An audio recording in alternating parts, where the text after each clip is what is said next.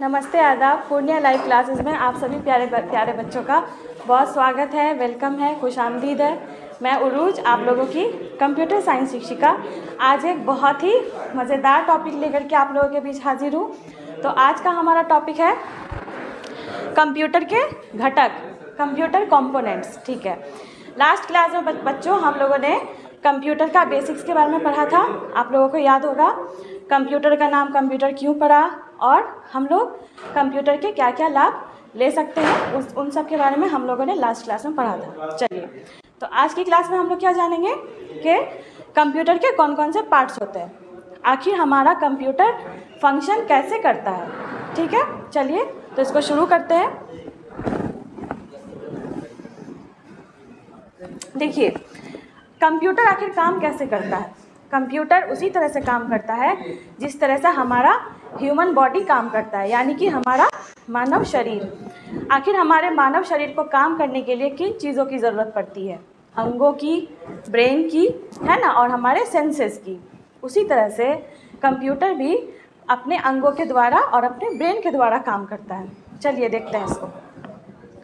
Computer के घटक, घटक का मतलब वैसे पार्ट्स जिनसे कंप्यूटर फंक्शन कर पाता है। कंप्यूटर के वे भाग होते हैं जिनकी मदद से कंप्यूटर अपना सारा काम करता है। जिस प्रकार मनुष्य अपने काम को करने के लिए अपने शरीर के अंगों का इस्तेमाल करता है, उसी प्रकार कंप्यूटर भी अपने कंपोनेंट्स का इस्तेमाल अपने कार्य को पूरा करने के लिए करता है। अब देखिए, हम लोगों ने लास्ट क्लास में ही बोला था मैंने कि हम लोग किसी भी चीज़ को रट करके नहीं पढ़ेंगे, हम लोग कैसे पढ़ेंगे, रियल लाइफ के साथ रिलेट करके। तो जल्दी से बताइए, हमारा ह्यूमन बॉडी कैसे काम करता है। जैसे मैं आपको कोई इंस्ट्रक्शन देती हूँ कि उठ जाओ या बैठ जाओ, तो आप उसको क्या करते हो, सुनते हो, फिर उसको समझते हो, समझने के बाद आप लोग बैठ जाते हो या उठ जाते हो। जो भी निर्देश होता है वैसे ही उसी तरह से कंप्यूटर को भी हम लोग क्या देते हैं, निर्देश देते हैं। उसके बाद उस निर्देश को कंप्यूटर प्रोसेस करता है और फिर अपना आउटपुट देता है। तो आखिर ये पूरी प्रक्रिया कैसे होती है? ये पूरी प्रक्रिया कंप्यूटर के कंपोनेंट्स के द्वारा होती है। तो आखिर कंप्यूटर के क्या क्या कंपोनेंट्स हैं, चलिए देखते हैं। कंप्यूटर के मुख्य रूप से 5 घटक होते हैं जिनके बारे में नीचे दिया गया है। चलिए इसको देख लीजिए, कौन कौन से 5 घटक होते हैं। अच्छा, घटक के अलावा यहाँ पे एक पिक्चर बना हुआ है, देखिए उधर एक पिक्चर बना हुआ है। पिक्चर के द्वारा सारे कंप्यूटर के घटकों को दर्शाया गया है। इस पिक्चर को अभी हम लोग अच्छे से एक्सप्लेन करके समझेंगे। उससे पहले हम लोग कंप्यूटर के जो 5 कंपोनेंट्स हैं उसको देख लेते हैं, क्या क्या नाम है उनके। सबसे पहला है इनपुट डिवाइस या फिर इनपुट यूनिट। उसके बाद दूसरे नंबर पे आता है आउटपुट यूनिट, तीसरे नंबर पे मेमोरी यूनिट और चौथे नंबर पे कंट्रोल यूनिट और सबसे लास्ट में है ALU। ठीक है, अब देखिए, अब मैं बताती हूँ इन सभी के बारे में। इन सभी का नाम आपने पहले भी सुना होगा, लेकिन आज हम लोग जानेंगे कि ये कंप्यूटर में किस तरह से अपना फंक्शन देते हैं, जिस कारण हम लोग जो भी इनपुट देते हैं उसके बाद हम लोगों को कंप्यूटर आउटपुट देता है। तो जल्दी से इस पिक्चर को देखिए। इस पिक्चर को हम लोग बोलते हैं ब्लॉक डायग्राम।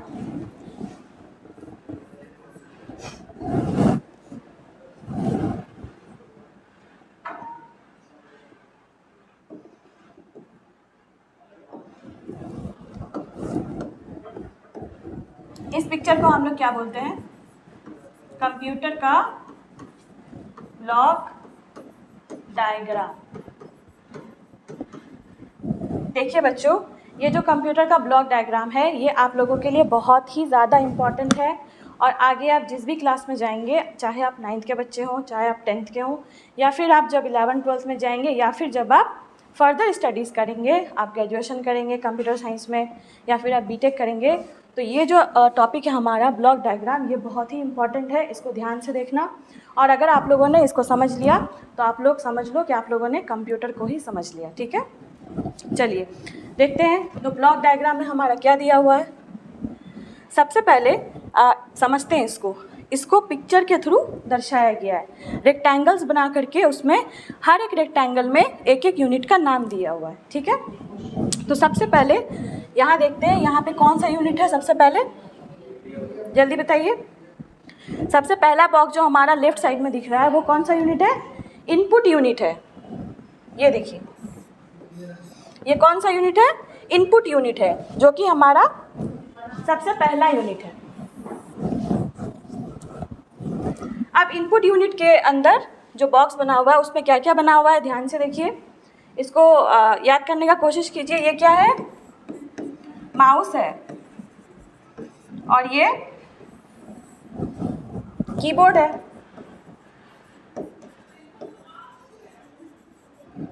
पिक्चर देख के हम लोगों को ये समझ में आ रहा है कि इनपुट यूनिट क्या है, कीबोर्ड और माउस, और यहाँ पे क्या लिखा है, प्रोग्राम और डेटा। ठीक है, मतलब कि इनपुट यूनिट को हम लोग क्या देते हैं, सबसे पहले प्रोग्राम और डेटा देते हैं। लास्ट क्लास में हम लोगों ने डेटा के बारे में पढ़ लिया था। डेटा क्या होता है, फिर से बता देती हूँ। किसी भी तरह का इन्फॉर्मेशन टेक्स्ट के फॉर्म में हो या इमेज हो या साउंड हो, उसको हम लोग क्या बोलते हैं, डेटा। तो इनपुट यूनिट को हम लोग, जो यूज़र होते हैं, हम लोग सबसे पहले इसको डेटा देते हैं या फिर प्रोग्राम देते हैं। उसके बाद अब देखिए ये वाला बॉक्स जो ब्लू कलर का, जो ऐसा रेक्टेंगुलर शेप का बना हुआ है, ये पूरे बॉक्स को क्या बोलते हैं, सेंट्रल प्रोसेसिंग यूनिट, CPU। देखिए,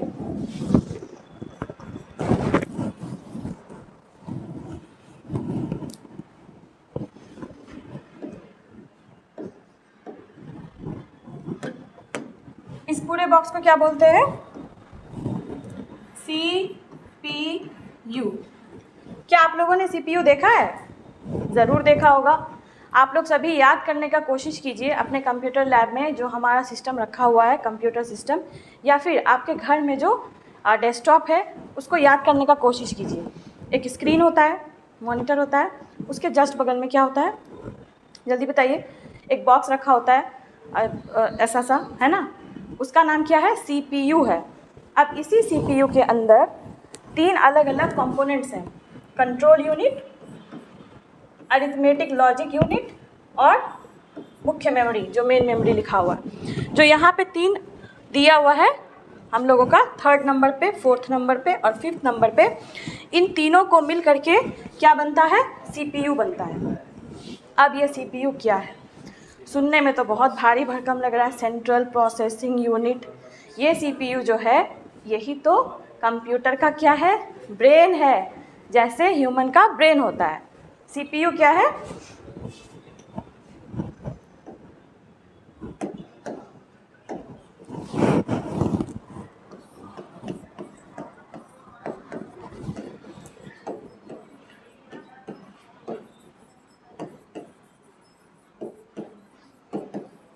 ठीक है।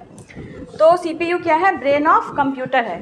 लास्ट क्लास में हम लोगों ने एक एग्जाम्पल के द्वारा समझा था कि हम लोगों को, अगर फिर से दोहरा देती हूँ उस एग्जाम्पल को, अगर हम लोगों को कोई कविता याद करनी है या कोई पोएम याद करना है, तो हम लोग क्या करते हैं, सबसे पहले आँखों से उस कविता को देखते हैं, फिर उसको क्या करते हैं, याद करते हैं, है ना। हमेशा इस एग्जाम्पल को याद रखना, ताकि आप लोगों को कभी भी कन्फ्यूजन नहीं हो कि कंप्यूटर सिस्टम काम कैसे करता है।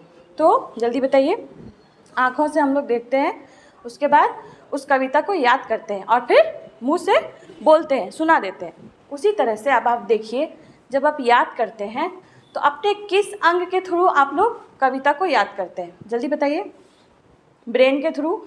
उसी तरह से हमारे कंप्यूटर का भी ब्रेन होता है, जिसको बोलते हैं CPU।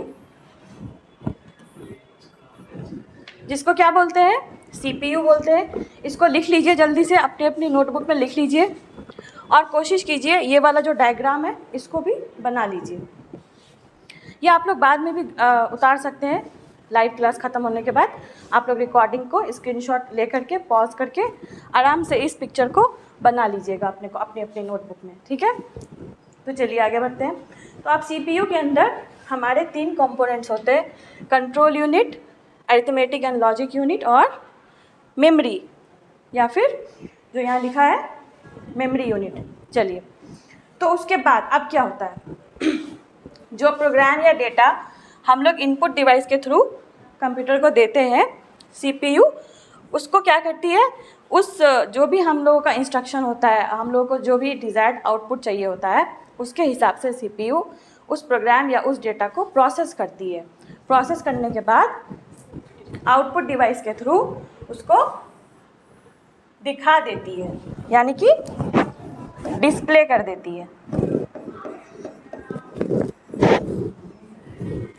इसके अलावा भी एक काम होता है, अगर हम लोगों को किसी फाइल को सेव करना है, सपोज दैट आप लोगों ने कोई फ़ोटो लिया है, कोई पिक्चर लिया है, आप लोग उसको सेव करना चाहते हो, तो क्या होता है, CPU उसको, उस फोटो को मेमोरी यूनिट में सेव कर देती है।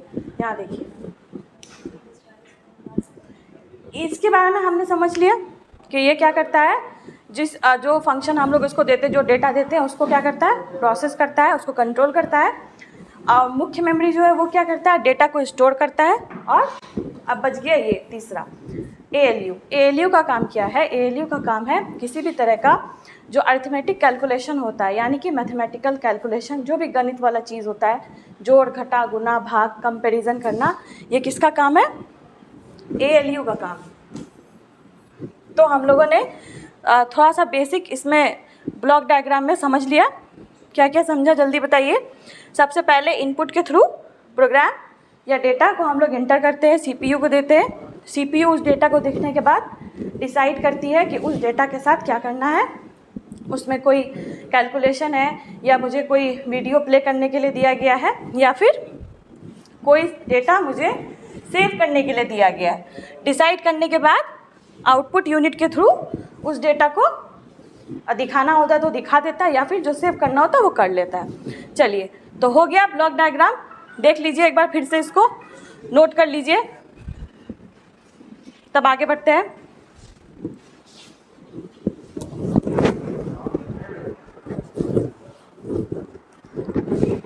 चलिए, तो अब हम लोग बारी बारी से जितने भी कंपोनेंट्स हैं उनके बारे में पढ़ेंगे।